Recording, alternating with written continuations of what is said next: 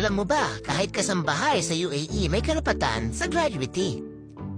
Hi mga kabayan! Share ko lang ang general information tungkol sa end of service benefits sa UAE. Sa UAE, may mga empleyado na eligible sa end of service or gratuity depende sa uri ng trabaho, kontrata, at haba ng serbisyo.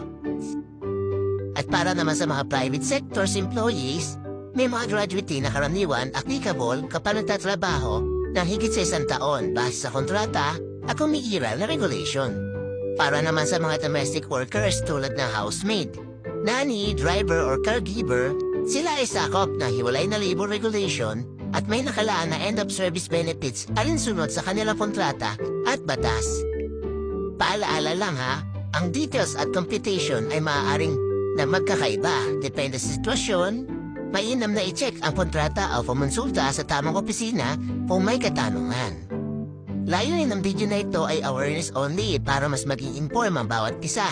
So kung gusto niyo na ganitong tips, don't forget to like, follow, and share. Ito lang po ang inyong lingkod si Kabusog. Update para sa OFW.